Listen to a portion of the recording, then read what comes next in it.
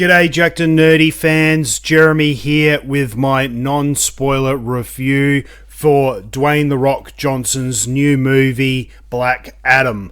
Before I jump into that review, make sure you hit that subscribe button, that way you guys never miss out on a video. And if you do enjoy the content that we're putting out there, please make sure you give these videos a thumbs up. That lets us know that you enjoy our content and encourages us to keep going. So, with that out of the way, Dwayne "The Rock" Johnson's Black Adam. This movie has been a long time coming. They've been, I think they initially announced they were doing this movie something like 8 years ago. So it's been a long and arduous journey to this point, but we're finally here. With the movie being released yesterday, I was lucky enough to go and see it last night. So, if you saw my initial reaction video coming out of the cinema, I did enjoy the movie. It was a good no-brainer superhero action flick. You know, it was by no means a waste of time. However, now that I've had some time to think of it, think about it in a bit more detail, there are some issues with this film. Now, before I get into those issues, let's start off by saying that this movie was directed by Jaume Collet-Serra. I'm not familiar with what other properties they've done, but it stars some fantastic actors and actresses. Obviously, we've got Dwayne "The Rock" Johnson, Sarah Shahi, who's been in quite a few things, Pierce Brosnan as Dr. Fate, Henry Cavill, as you all know, makes an appearance as well. That's been all over the media.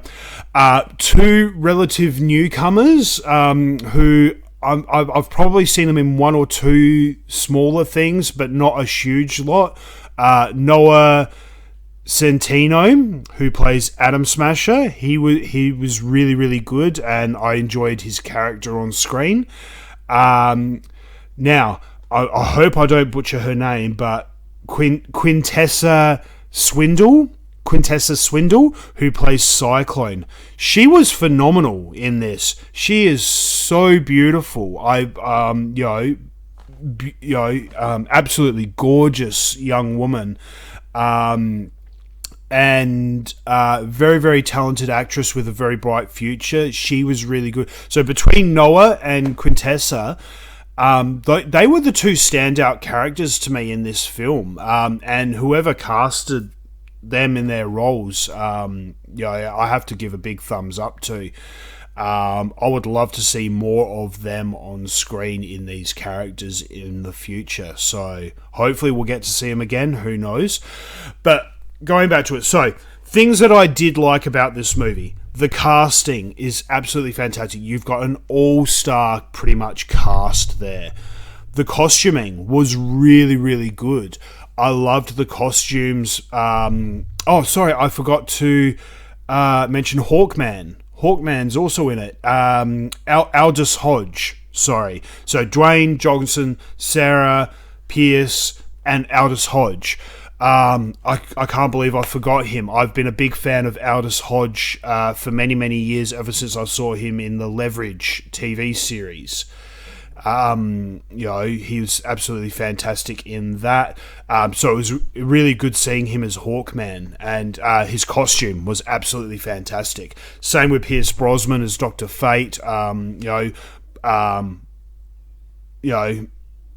Black Adam's costume, Dwayne "The Rock" Johnson, of course, that's all him in the costume with his muscles and everything. There's no padding or anything like that. So the costuming was really, really great. It was on par. The scoring, the music used in this film is really, really good. The use of different genres and things like that, music to kind of set the mood, get you hyped up or bring you down or what have you. That was all really, really good. So the scoring and the music and everything was fantastic.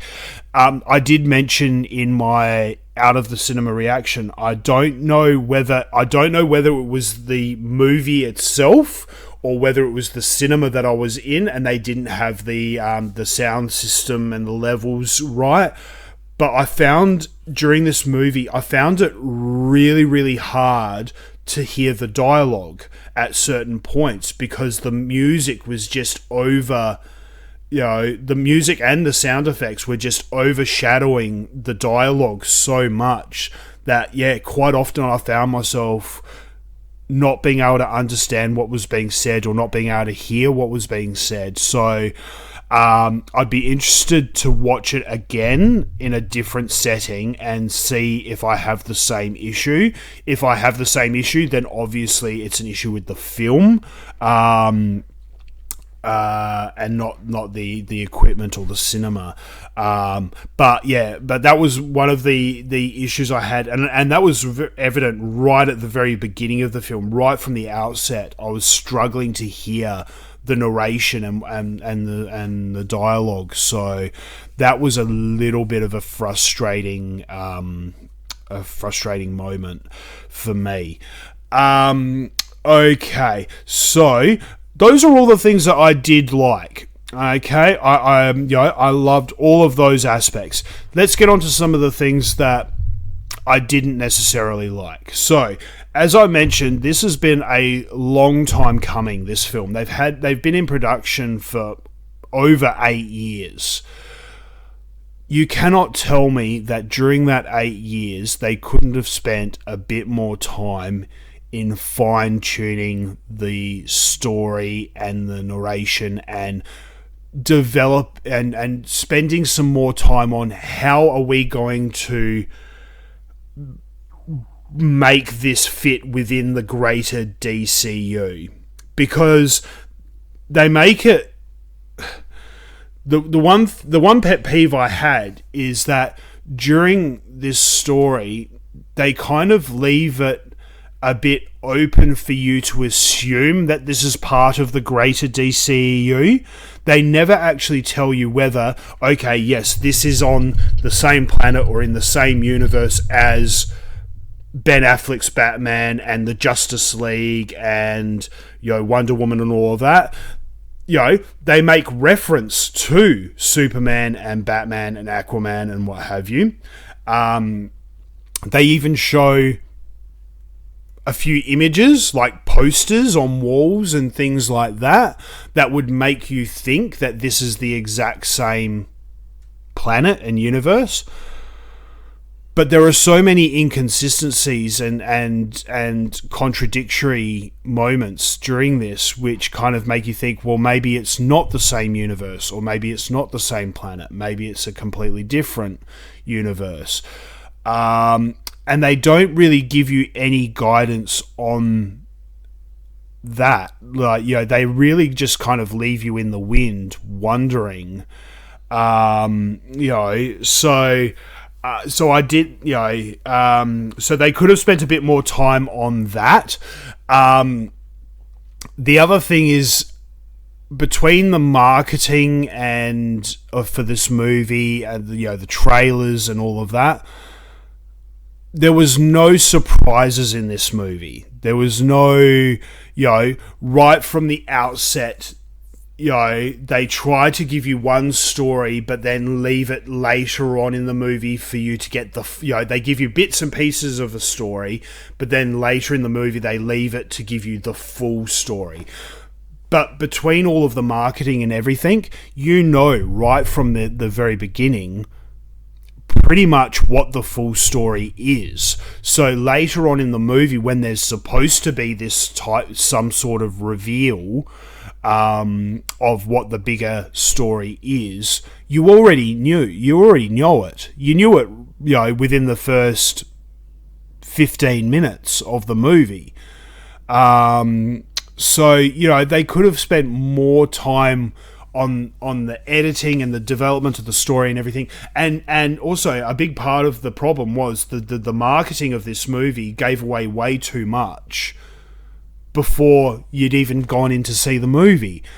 So you know, there's a number of issues that this film has, and it's very unfortunate. It's very unfortunate. Like I said, I mean, it doesn't take away from the overall experience. You still have a good time. You still enjoy your time there, but it does diminish it a little bit because you don't get that emotional payoff of the big reveal, or, you know, the full story being revealed and you kind of going, oh, you know, I didn't see that coming, or I didn't, you know, I've heard a lot of I've heard some other people, you know, other reviews coming out saying the villain is very forgetful, you know, or it's a very throwaway kind of villain. I would half agree with these comments. I did think that they did a decent job with the villain. But with all of these movies, you know, unless it's something that you're building up to, like a Darkseid or a Thanos or what have you, all villains are throwaway villains. Especially when, you know, like they're a one-shot villain, never to be used again because they're either dead or whatever. You know, they're just, you know, they're a means to something else. So, you know, whilst I didn't hate this villain, you know, it's, yeah, again, they could have spent a little bit more time fleshing it out, maybe. I mean, hell, they had over 8 years. So, on Rotten Tomatoes at the moment, this has a score of 52%. I don't necessarily agree with that. I think that's being a bit harsh, 52%, because there were a lot of great things about this movie.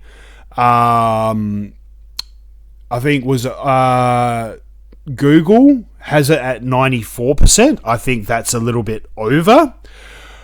I sit in the middle. On IMDb at the moment, they've got a rating of 7.5 out of 10. I sit more on the IMDb side of things. Whilst it wasn't a great movie, it wasn't a horrible movie. It wasn't a complete and utter waste of time. I still enjoyed it. I just wish they did more. I wish they did, you know, and I mean, you know, I wish, you know, because with the cast and the characters that you had, I would have liked to have seen a bit more in-depth character development, backstory on the individual players and the characters, and I would like to have had a bit more of a solid guidance on where this fits within the greater DCU. So, those are my thoughts and opinions. I'll give it a 7 to a 7.5 out of 10. As I said, acting, brilliant. Casting, brilliant. Costuming, fantastic. You know, the visuals, the fight scenes, the music, all of that was really, really, really good. They just needed to spend that little bit more time, and they had a lot of it, on character development and story development. And finally, the marketing department needs to kick up the arse because they gave away way too much in the promotional material. There was very little emotional payoff, and the end, you know, and then, you know, with all the final reveals and things like that, there was just no kind of great reveal or emotional draw into it. So that obviously was a bummer. So that's my opinion on Black Adam, the latest installment from DC, starring Dwayne "The Rock" Johnson.